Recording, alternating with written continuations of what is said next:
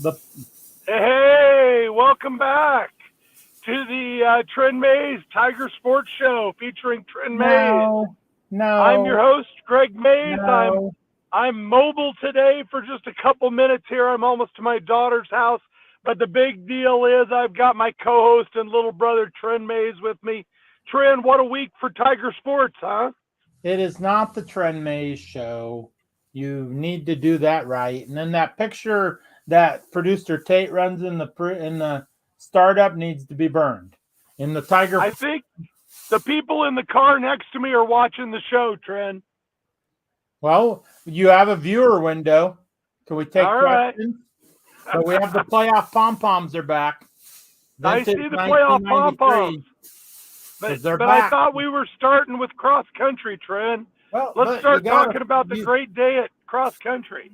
well, they can be the state cross country pom poms. It was a good run for the Tigers. Uh, the Tiger boys finished fourth as a team. Carrera, I'm not sure his first name. I'm not good with those. Austin. Austin, he finished second. Uh, the girls also had a good run at state, and they finished sixth. And we had the walking pep rally. Oh yeah, nice, Tate. Yeah, that's nice. Yeah. This week it will be because you're driving, so don't get in a car accident. But we had a nice send off walking pep rally with Coach Linden. They added lights this time, and we could hear the roar down in the basement by the cafeteria, and they came by twice, so they had a good run. Nebraska Carrera was beat by a Norris kid going to Nebraska, so to run for them. So that's always. I thought he ran a good race. So And the boys tied their best ever finish at state, right? yeah. 2019 team with Jaden Welsh was also fourth. So just a great day for the whole team. The girls, Sophia Reynolds, finished in the top 10 and led them to that sixth place finish. Uh, way back, Shauna Jones led the Tiger girls, I think, to third and fourth in Class A, and and that would have been 80, probably 84, 85, Yeah. and I know the Tiger teams with Kirk Pettit and Joe Scher finished in top 10 of Class A. But boy, I think both the boys and girls uh, teams are going to be thought of as some of the greatest teams in high school history. Oh, most definitely. So, just good season by Coach Rickert and in the staff and Coach Kyle and Coach Kyle helping them out. yeah. So it was just a good run. I'm not sure who they have coming back, but I know that middle school program. She's got that up and going, and Well, we'll have. both those top two runners are underclassmen, Trenner. They'll Okay. both be back next year. Oh, that's good. I figured he Yeah. was a junior, so Yep. Yep. All right. Well, so great cross country news goes straight into great football news. A win for the Tigers way out west last night. Tell us about the win in Gering. yeah, the Tigers won 21-14. Gering's played a lot of teams tough the whole year. They started talking about having some adversity right off the bat. I'm not sure if producer Tate knows how long that kick return was, but Gering took the opening kickoff back. It seemed like it was near the goal line, and that bugaboo caught us again on a kickoff, and 97 yards, says producer Tate. That happened in the Scotts Bluff game also. Uh, but then they responded very well. We went on our own drive. It was a long drive. We held the ball for most of the first quarter and went down and got points. We hit Cooper Cole in the flat, and he was wide open. And we got the score, and then we got up by 14. The last drive was very interesting. Gering got the ball down to the Gering gets the ball to 25 with 3 minutes left and got inside the 20 with a first down. They get a holding penalty on the next play that backed them up to the 28. They also got somebody biased, so It was very, it was a very interesting night at about 10 to 12 hours ago for Tiger fans who were watching. Yeah, 220. they had somebody open deep, right, and just Yeah, couldn't it connect. got behind us and the ball sailed. Huge play, landing to Vanny. I think it was hard on the computer to track it, but we sent an all-out blitz with 2:25 left. That knocked them back to the Tiger 38, and with 2:13 left, and then we won a jump ball down on the line. All the other Carrera brother, they ran us. Tight. We switched some responsibilities on a cross route, and they did a good job. Fourth down at our 39, they threw it deep, and we had 4 defenders back there. We were playing a little prevent defense, but they made plays when they had to, and we ran the clock at the end. Gering got one more chance to do that, and then the Tigers shut the door on them. So we ran the ball very well last night, and according to the Gering radio, Naz had 91 yards. They went with a little change of pace with Cooper Cole. Some of us like to call him Cooper Cool at school. Inside joke. He had 62 yards. We hit some good passes. To me, watching it, we never got into that flow we have been on offense. We sputtered. Well, they were hitting the inside zone well, I'll tell you that. Oh, yeah. We were hurting them with that, and ran a great little combo crossing pattern at the goal line to get the touchdown that got us up 2 scores, which ended up being really important.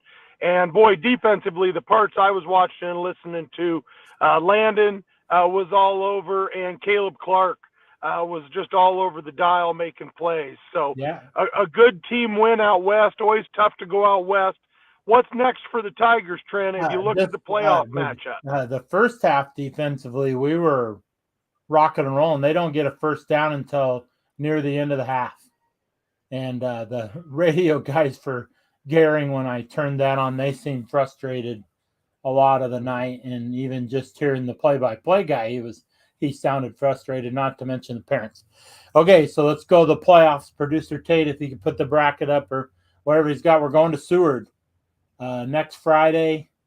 Playoff gear is up on the website. You can go to the Tiger Twitter to get all that. We're at Seward. We don't know the game time. To me, I watched that game with the Seward Strive. Tigers just left a lot on the field. We got down a couple times when I was watching, and we just couldn't punch it in. So I know the boys and the coaches are excited to get another chance at the Jays.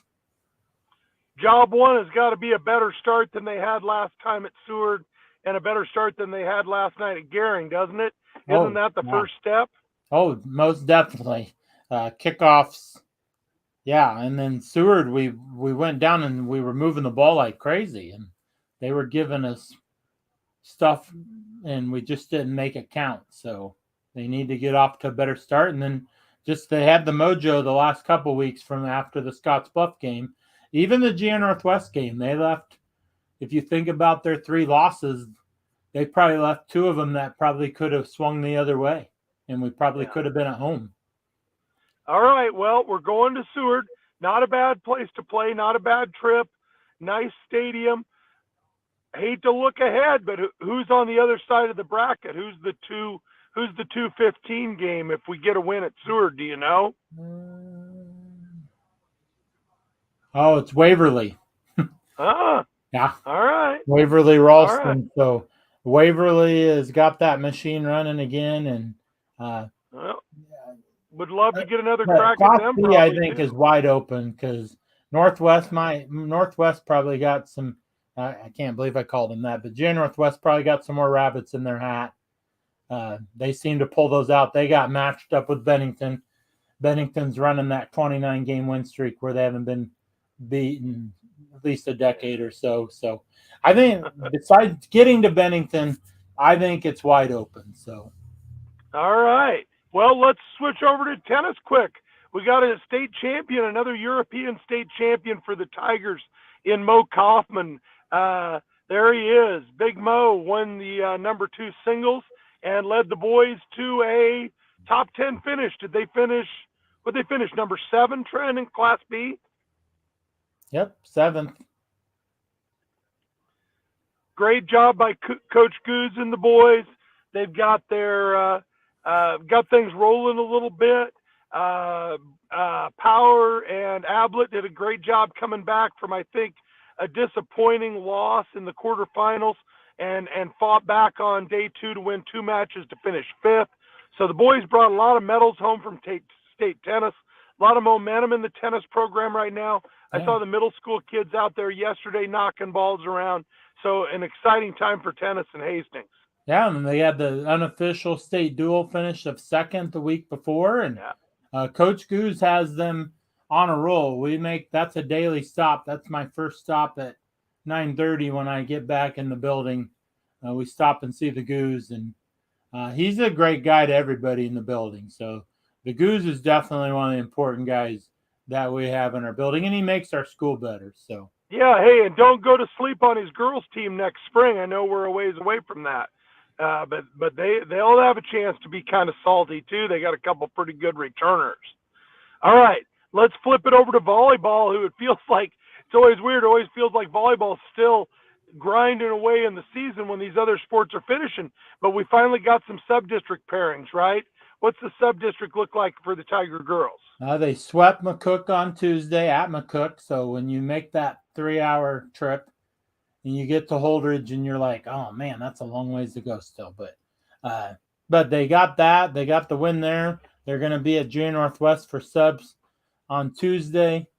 We're going to play McCook again. So right back against the Bison. Yeah. So that will be very interesting. I know Coach Susie has the girls motivated and fired up to get another chance at Junior Northwest. And you just put it all on the court and let it go, put the ball in the air and see what happens. Yeah, that's a solid GI Northwest team, but it's not like the Viking teams of yore that were rolling in at 27-1, things like that. The girls can definitely be in that game, win that sub-district, get into a district final. Other than that, they, of course, got to battle into one of those top 16 spots to get into a district final. But I think there's a little bounce in the girls' step after the win in McCook, and they've had some nice wins lately. I'm excited to see how they do in that sub-district. Yeah, producer Tate says they're 17th in wild card points going into this week, so right on that line. GA Northwest beat us 2-1 earlier in a triangular, so that's why you took a set. That's why you got to put the ball in the air. And my rule from watching Husker volleyball is keep that back line clean. So, all right. Well, we got about 1 more minute left in the show, Trent. Let's look into the future because winter sports have started with Unified Bowling. What's up with Unified Bowling? Yeah, Unified Bowling. We had our first 2 practices last Monday and Friday. We'll go again Monday, and then we'll go Friday. And our first competition is next Saturday. We'll travel. Whoa. We'll travel 20 minutes up the 281 corridor. We're going into Southern Grand Island. That's fun, Tate. Yeah, you're really, we don't need to see that. The Westwood Bowl? What's the name of the bowling? Yeah, West something Bowl. Westworld. It's we're going to put Kevin the pom-pom Costner. up. We don't need to see that guy. Don't pay any attention to the guy behind the pom-pom. Okay. Yeah, we're headed there. We have new who we got back? Not sure yet. I'm still learning names. Yesterday was the first time I had to put the scores on the sheet, but Coach Priestley went out and did some good recruiting from the Tiger Bowling team. We have a really competitive bunch, and we're looking for good things. We have an EMC tournament this year. We're going to Sun Valley Lanes in Lincoln. It's a 4 p.m. first roll.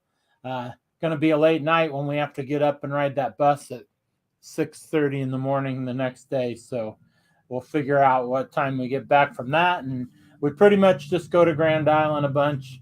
We're on the bus for 20 minutes, so it's not that bad from school to bowling alley, and then we come back in the mid-afternoon. So All right. Well, we're excited for the unified season. We're excited for the finish up of the fall season, Trent.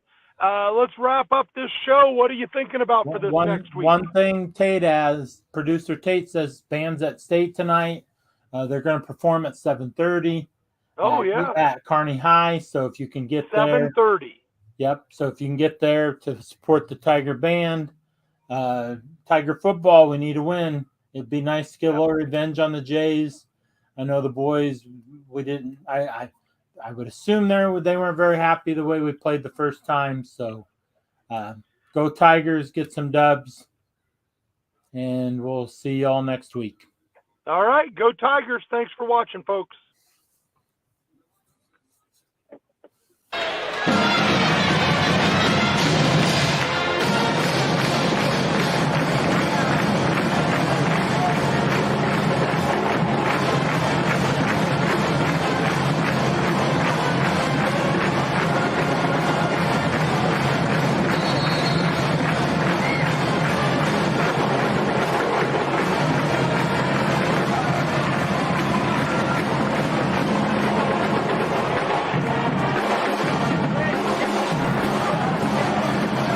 Sarah, maybe you can hear me.